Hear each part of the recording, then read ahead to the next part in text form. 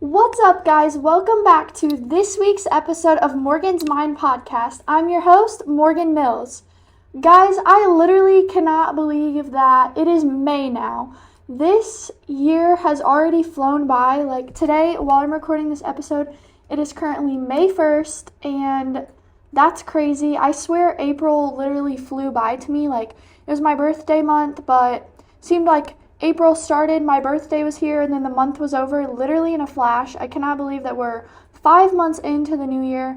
That's crazy. I hope that this year is going well for you guys already. If you've set goals, I hope that you're working towards them and achieving them. You still have so much time left this year, this month, this week. But it's a new month, and that always means a chance for new opportunities, new greatness. If you want to set new goals or to just keep working towards your goals, I believe in you, and I am so proud of you. So let's make this a great month. I hope to work on and achieve many things that I've got in mind. I wrote out my goals this morning. So yeah. So for this week's podcast episode, I kind of wanted to talk about the topic of fitness misconceptions, or like myths, certain things revolving around health, nutrition, the gym, things like that either we start out, I know some of these I started out thinking were true when I started my fitness journey, or maybe just that you hear and see on social media, things that many people honestly actually do believe in and revolve their journey around. But I kind of just wanted to chat about that and dive into those, break some of those myths, explain to you guys why they're not true or not always true. So I thought that would be a fun topic for this week. So yeah, I kind of looked into some things, or went off of just my own knowledge when I was kind of trying to come up with a few of these certain myths to talk about with you guys. And so, like, even as a fitness coach myself now, these are things that I either for a little while, or like I said, starting out, believed and kind of based how I did things on. So I definitely don't want you to feel bad or feel like you're doing things wrong if these are things that you currently believe in or base things that you do off of. But that is why I'm here to explain them and talk about things so that we together and you individually can learn as you go if you've made mistakes, or in the future you don't fall into believing one of these things. There's always room to keep learning and keep growing no matter how much you go. Like, there's things that I still don't know, things that I think I know,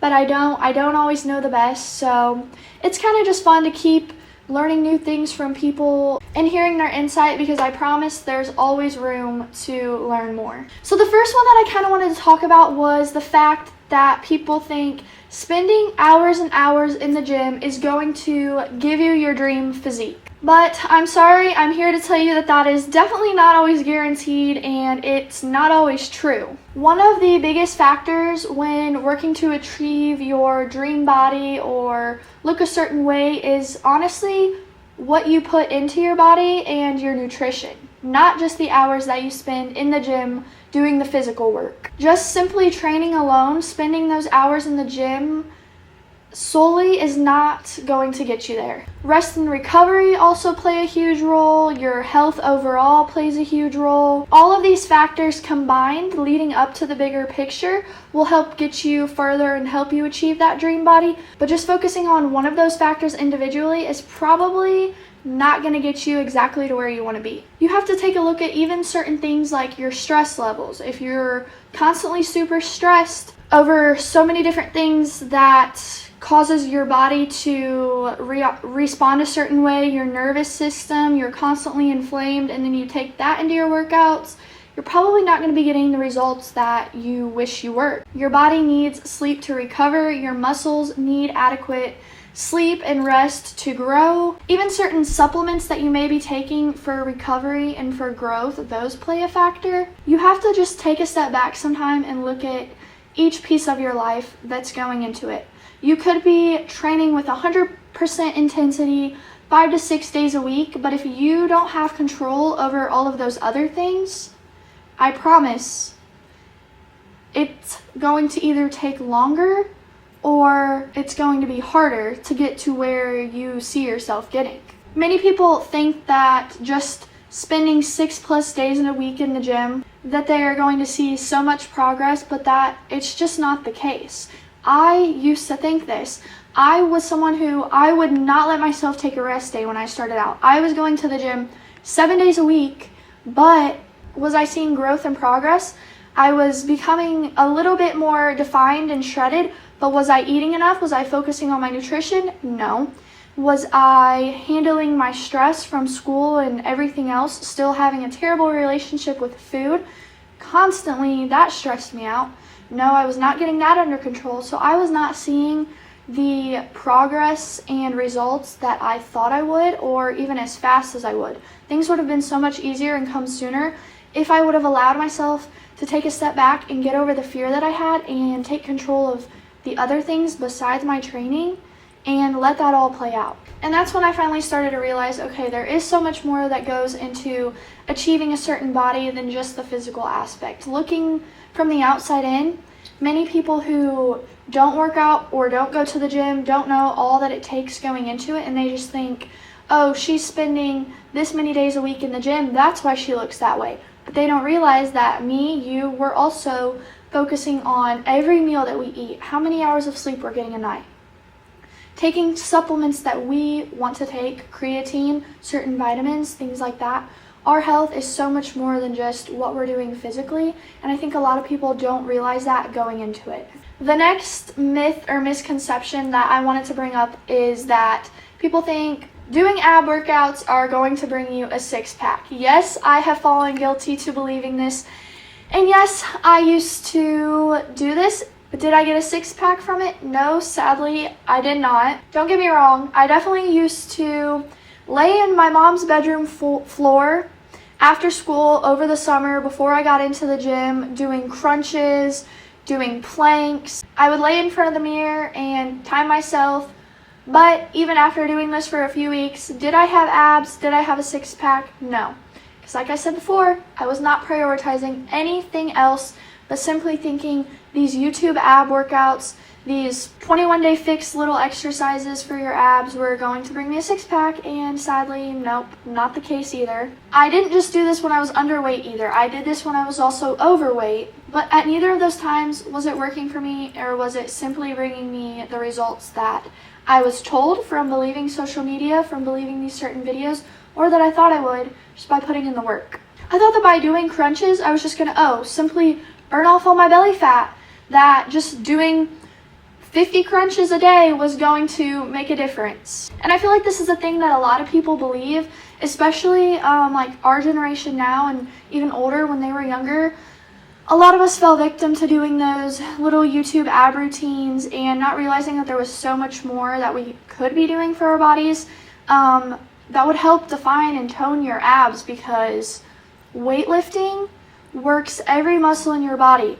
A healthy diet is going to help lead to a certain look that you want, more than just simply relying on those ab movements alone. When I was overweight, I definitely did not realize that it wasn't possible to spot reduce fats, so that also plays a role in this misconception, is people thinking that they're going to be able to just burn off body fat by hitting that one part of their body, targeting that one part of their body repeatedly and solely, and we just cannot choose where our body is going to burn fat from. It's just not possible. Your body chooses where it loses fat first, where it loses fat last, where it loses fat the most, and it's also based on things like genetics. So there's just no guarantee that by you doing one certain thing to one certain part of your body, that's where the fat is going to come off. Honestly, to get abs, to get a more defined and strong core, you need to be doing things like eating in a calorie deficit,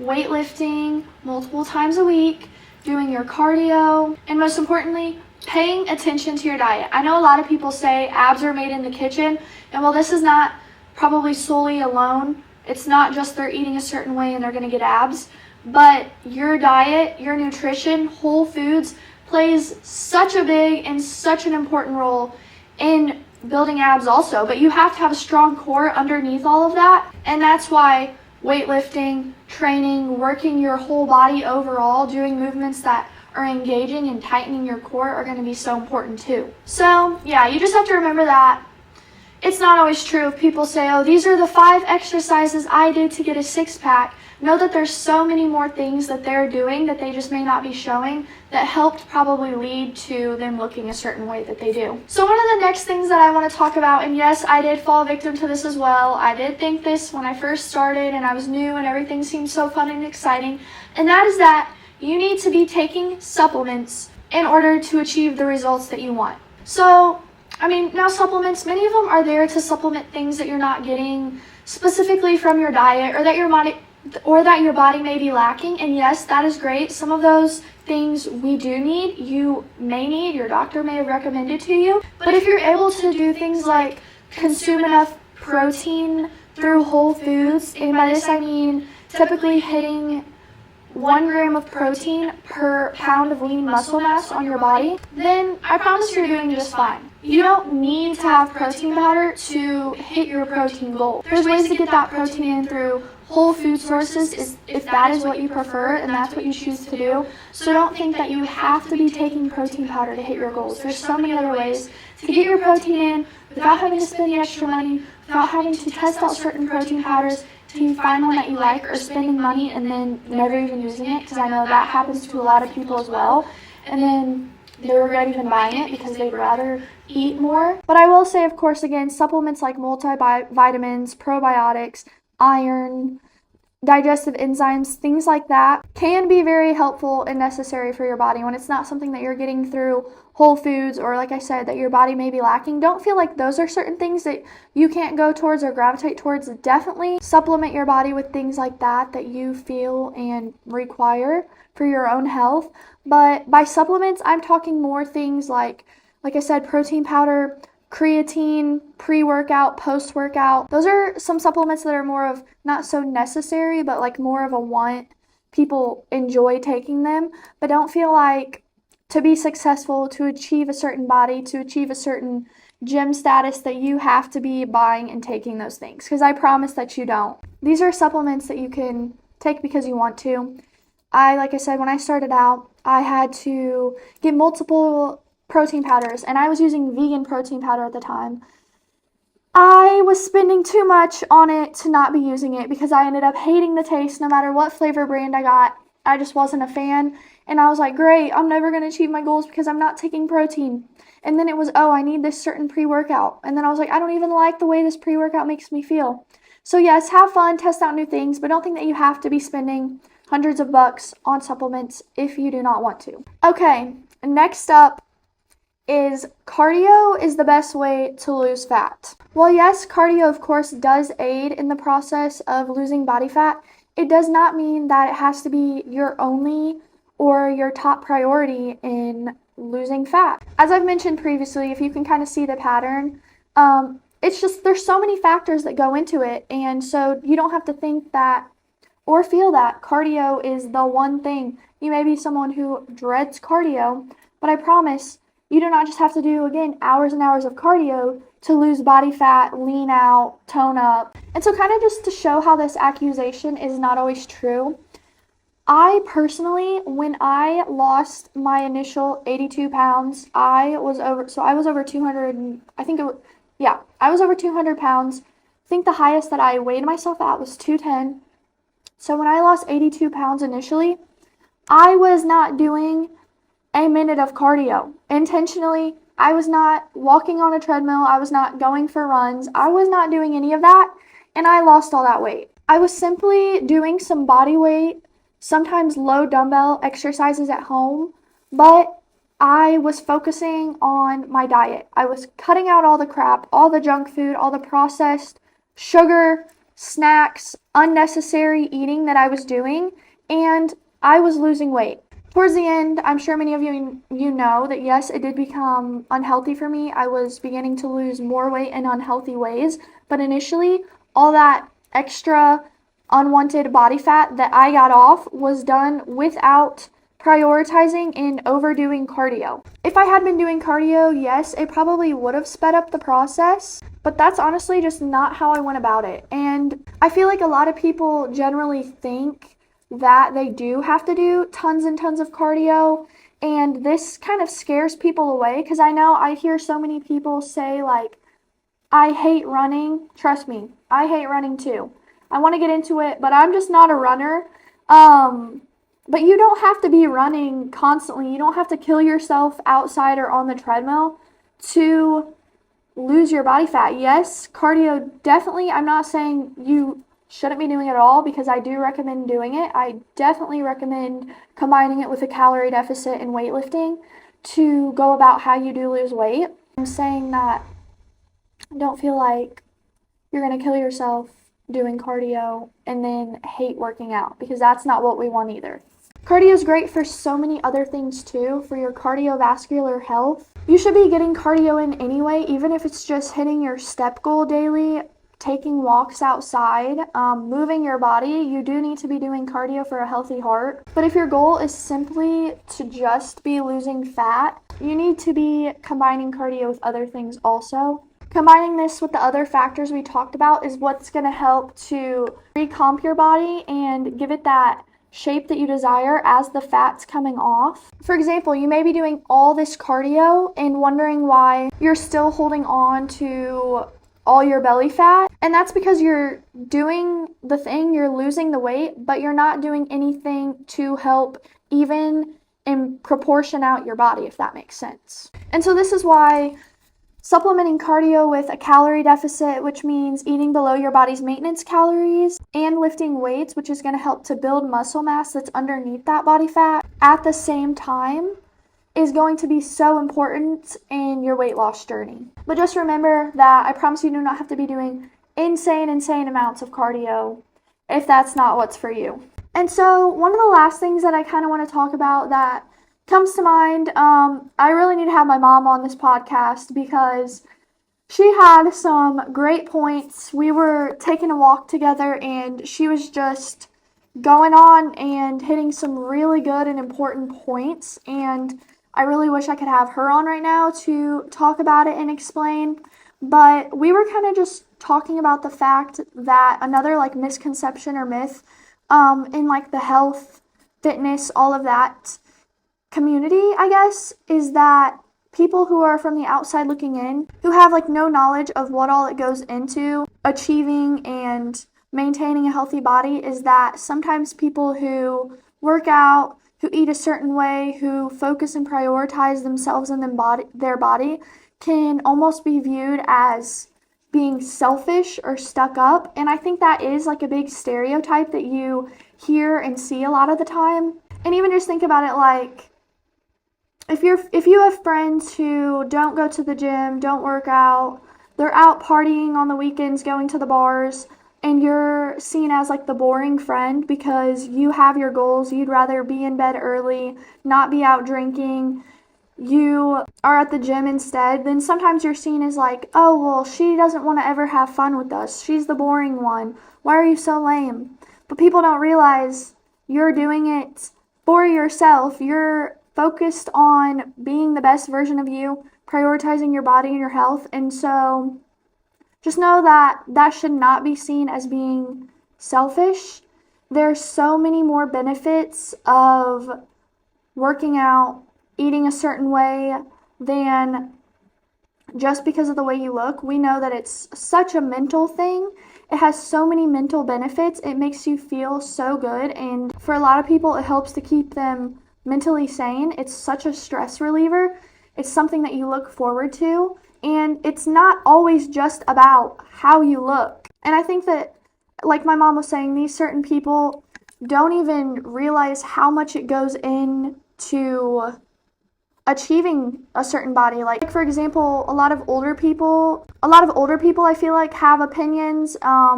They view the way that bodybuilders want to look as sometimes being like gross, or like, why would you want to look like that?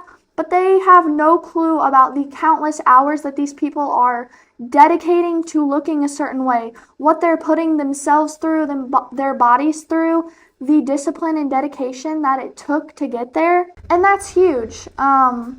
But yeah, so I just feel like it definitely is easy for those on the outside who are not involved to jump to conclusions or be judgy, have opinions. And I mean, if you're involved, if you're focused on your body, you're loving yourself, you're dedicating your time and energy and day to being the best version of you, then it really does not matter what others think. But yeah, if you're viewed a certain way, if you're viewed as selfish for wanting to prioritize yourself and your needs, then just ignore it. You know what you're doing and why you're doing it, and you can only do what's best for you and forget what anyone else has to say who doesn't agree. I know, and I'm sure that there's so many more misconceptions and myths about those who work out, health, nutrition, fitness, gym lifestyle in general, but those are just a few that I feel like I sort of believed or have dealt with